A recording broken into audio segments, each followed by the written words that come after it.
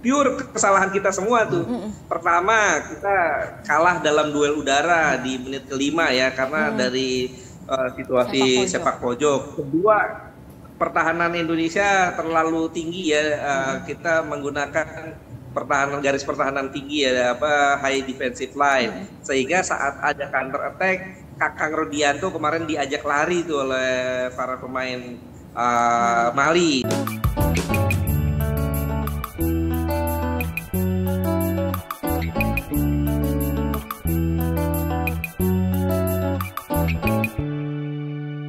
Dan untuk membahas mengenai SEA Games dan peluang-peluang kita di SEA Games 2025, kita sudah tergabung dengan Abdul Haris. Bung Haris. Bung Ais, selamat pagi. Salam olahraga. Sebenarnya kita masih ada gangguan dengan... suaranya sudah masuk. Sehat, Bung Ais? Alhamdulillah sehat.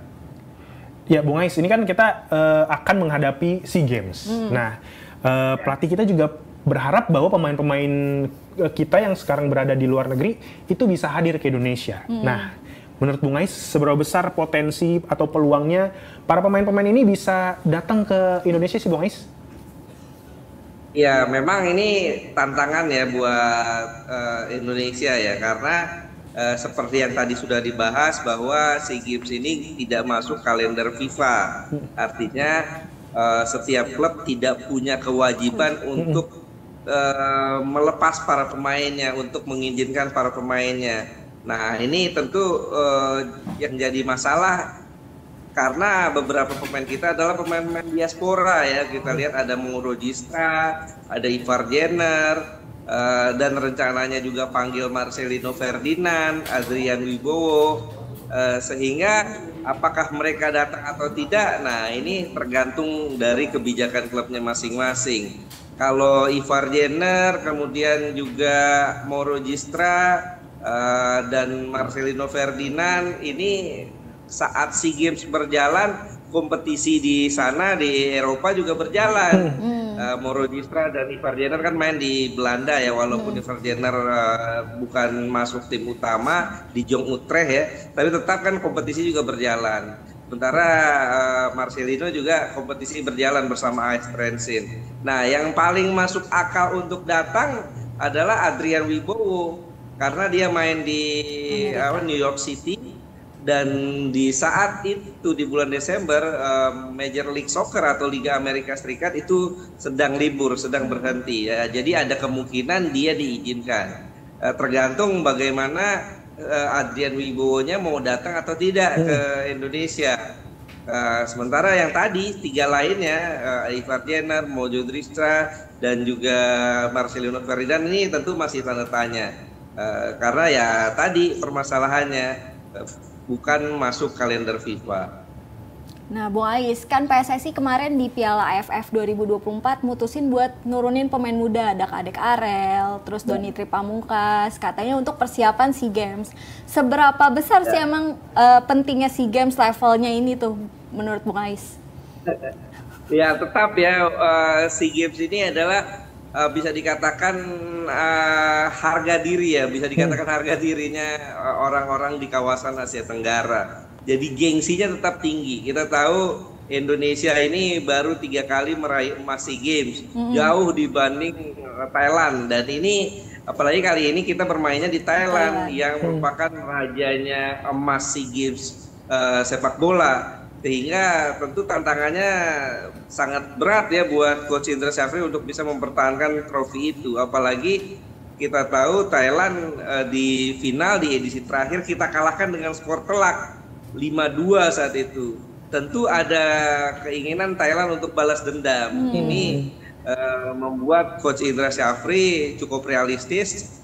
Biasanya kan kita tahu Coach Indra Syafri kan selalu optimistis ya bahwa bisa nih pasti untuk dapat juara. Tapi memang karena ini adalah mainnya di Thailand, dia selalu bilang ya kita coba step by step dan kita juga realistis karena kita tidak mudah bermain di Thailand. Untuk itu dia membutuhkan pemain-pemain terbaik. butuh pemain-pemain yang main di luar negeri ya, seperti yang tadi kita sebutkan, mau Rogistra, Ivar Jenner, dan dia juga mau manggil Marcelino Ferdinand, Adrian Wibowo. Kenapa? Karena kita tahu persaingannya sangat berat. Tim ini dengan tanpa pemain-pemain yang tadi kita sebutkan, ini sudah masuk final di Piala AFF kemarin di tangan Gerard Vandenberg ya, kita tahu. Ya, Piala AFF U23 2025 kemarin, dan kita kalah di final 0-1 dari Vietnam, dan kita juga susah payah mengalahkan Thailand lewat adu penalti. Artinya untuk bisa lebih memperbesar peluang kita mempertahankan medali emas adalah ya menambah kekuatannya. Betul. Dan yang kita punya pemain-pemain diaspora yang punya kapasitas untuk bisa mengangkat potensi tim ya, yang seperti tadi kita sebutkan. Sebetulnya masih banyak lagi ya, masih ada Justin Hapner yang bisa dipanggil, tapi kemungkinan untuk bisa bergabung kecil ya, karena tentu Justin Hapner dia punya menit bermain yang cukup juga di klubnya.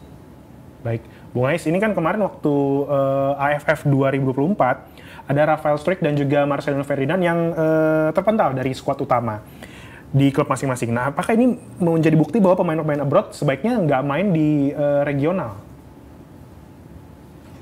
Iya, kalau Rafael Struijk tentu ini bisa ya, kalau Rafael Struijk, karena dia kan mainnya di Dewa United ya, artinya pemain-pemain yang bermain di dalam negeri mungkin bisa. Sementara Marcelino kan main di luar. Nah, tadi apakah mereka main di regional atau main di luar negeri nih?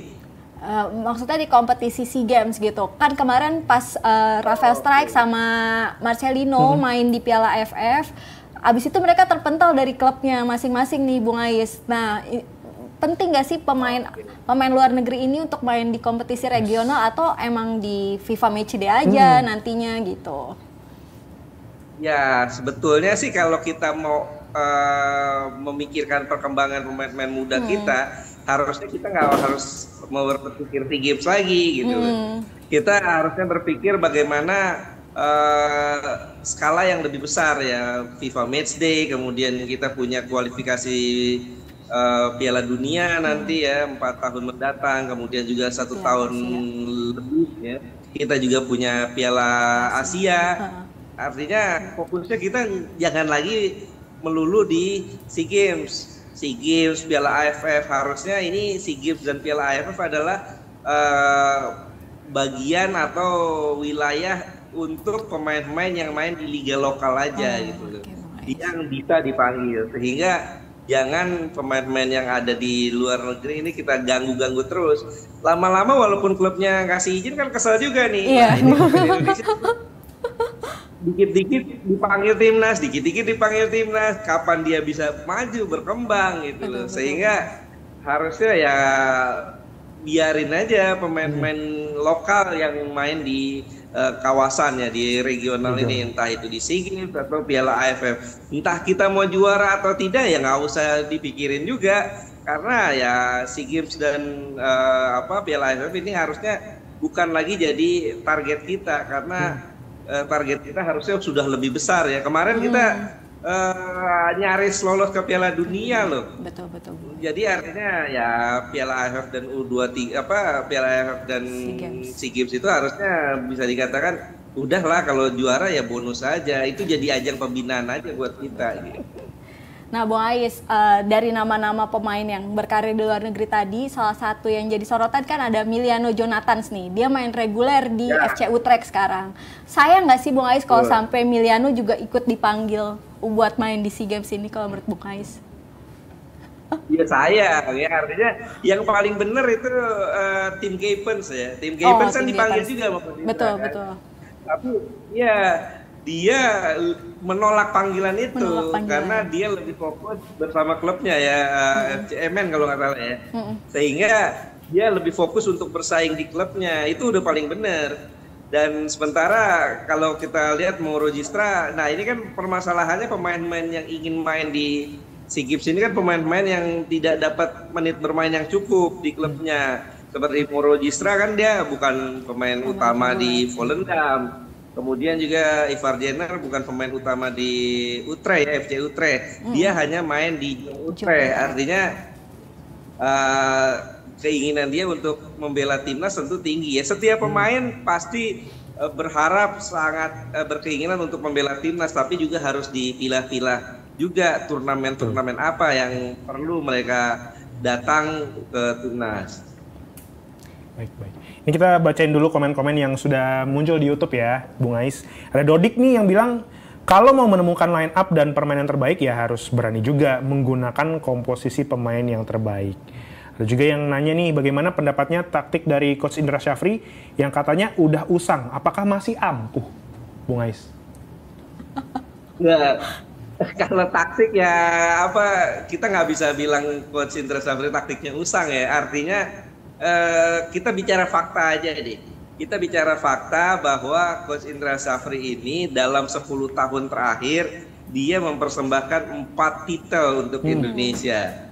2 kali bersama U19, pertama 2013, kemudian kemarin ya 2025 ya bersama U19 juga, dan juga 2019 bersama U22, 2023 bersama U22 juga di SEA Games, medali 5 SEA Games. Artinya secara fakta bahwa Coach Indra Syafri ini bisa dibilang pelatih paling sukses bersama timnas meskipun kelompok umur. Tidak ada sepanjang sejarah Indonesia pelatih yang bisa mempersembahkan 4 trofi.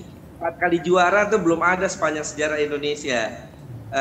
Baru Coach Indra Syafri walaupun masih levelnya kelompok umur gitu.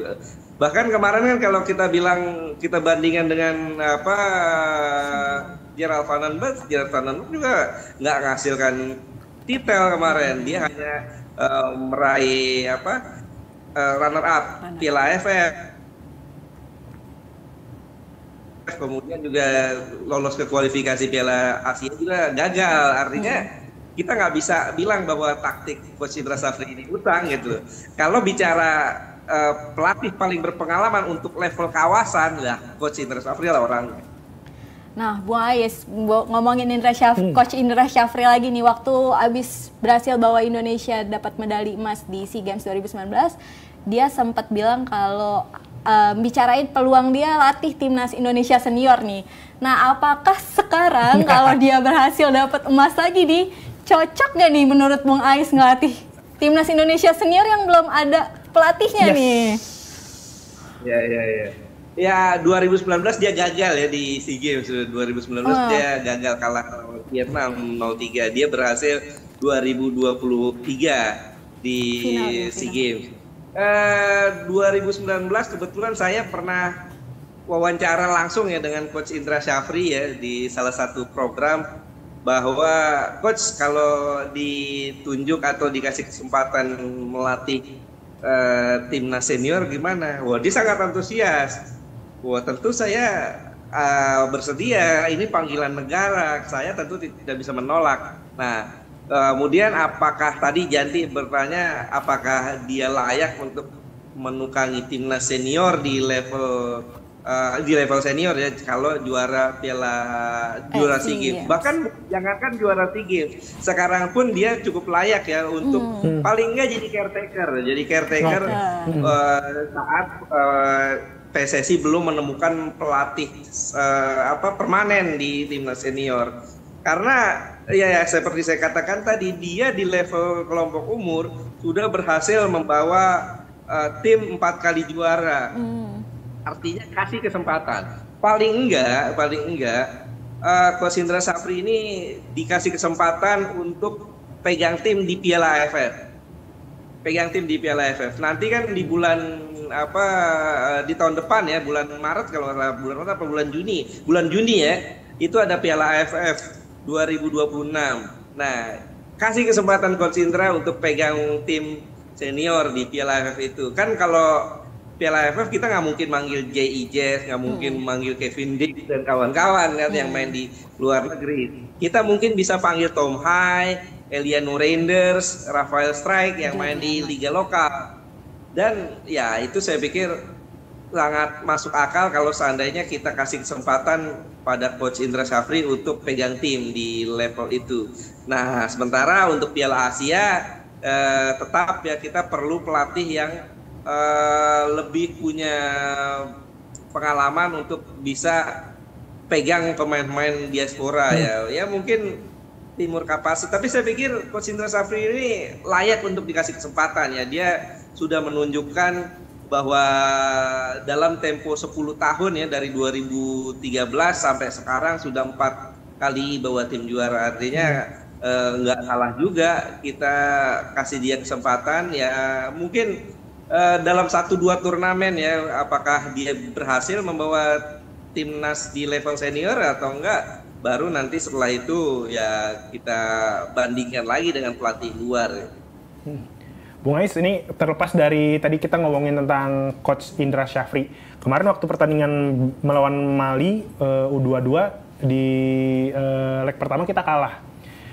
Tapi Ivar Jenner mendapatkan pujian dari pelatih lawan. Apakah ini membuat bahwa jangan-jangan cuma Ivar Jenner nih yang ngegendong tim kita, Bung Ais?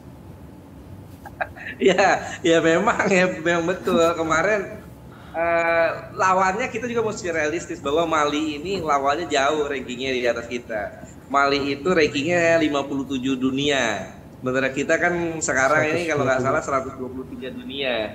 Artinya rankingnya jauh.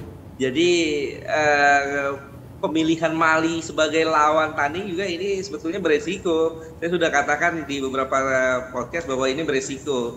Karena rankingnya jauh dan lawan-lawan kita di SEA Games kan tim-tim Asia Tenggara nih, tim-tim ASEAN, Thailand, Vietnam, dan resikonya kita kayaknya dalam beberapa minggu mendatang nggak ada uji coba lagi kan. Kalau seandainya kita gagal meraih hasil positif lawan Mali, kemarin kita udah kalah 3-0. Nanti hari besok ya main lagi, kita nggak tahu kita menang atau kalah. Kemungkinan besar kita juga kembali kalah ya, walaupun tanpa mengecilkan perjuangan teman-teman di timnas U22 ya, karena Mali ini memang lawan yang cukup berat.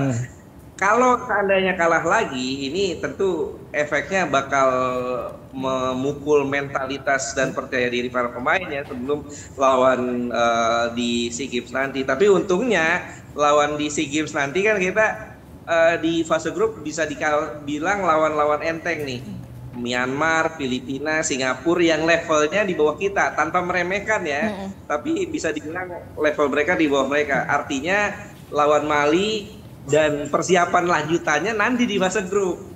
Nah, apakah tadi Ivar Jenner menggendong tim ini? Ya betul. Itu kenapa Coach Indra Syafri sangat menginginkan Ivar Jenner main di tim ini, karena faktanya di Piala AFF kemarin ya kekurangan kita ada 2 di posisi gelandang yang di playing playmaker dan satu lagi di posisi striker. Dan itu yang coba ditutupi oleh Coach Indra Syafri dengan memanggil Ivar Jenner di posisi itu dan memanggil Mauro Citra di posisi striker. Karena ya kemarin kita terlalu mengandalkan waktu Piala AFF ya, di era Gerald van den Berg kita terlalu mengandalkan Arkan Fikri. Karena kan di tengahnya tuh ada Arkan Fikri, dan saat Arkan Fikri cedera, permainan Indonesia selesai. Nggak bisa berkembang lawan Vietnam di final. Arkan Fikri masuk di babak kedua, kita udah telat. Nah, itu yang coba ditutupi oleh Coach Indra Syafri dengan memasukkan Ivar Jenner, sehingga di lini tengah kita punya di playing playmaker, punya Andrea Pirlo-nya lah gitu loh, yang bisa menghidupkan permainan tim. Dan di depan juga kita punya Mauro Citra. Tapi sayangnya kemarin memang kita walaupun kalah 3-0, saya sepakat dengan omongan Coach Indra Syafri ya, kita main nggak jelek-jelek amat. Kita main bagus, tinggal bagaimana finishing touch dan juga kesalahan-kesalahan. Kemarin tuh 3 gol yang lahir pure kesalahan kita semua tuh. Pertama, kita kalah dalam duel udara di menit ke-5 ya, karena dari situasi sepak pojok. Kedua, pertahanan Indonesia terlalu tinggi ya, kita menggunakan garis pertahanan tinggi ya, apa high defensive line, sehingga saat ada counter attack Kakang Rodianto kemarin diajak lari tuh oleh para pemain Mali, kalah sprint, telat. Kemudian ketiga, kesalahan Kadek Arel, terlalu lama clearance bola di daerah pertahanan sehingga direbut dan di-shoot. Artinya kalau seandainya bermain lebih rapi ya bukan tidak mungkin Indonesia bisa paling enggak memberi perlawanan yang lebih maksimal lah kepada Mali, dan kita juga punya 3 peluang kemarin yang 3-3-nya gagal jadi gol. Ini tentu menjadi PR besar buat Coach Indra untuk bisa tampil lebih baik lagi nanti ya, besok di lawan Mali lagi, dan di bulan Desember nanti lawan Singapura, Filipina, dan juga Myanmar. Siap. Baik, Bung Ais, terima kasih. Sepertinya waktu harus menghentikan obrolan kita pagi hari ini, Bung Ais. Terima kasih, Bung Ais. obrolannya, Bung Ais.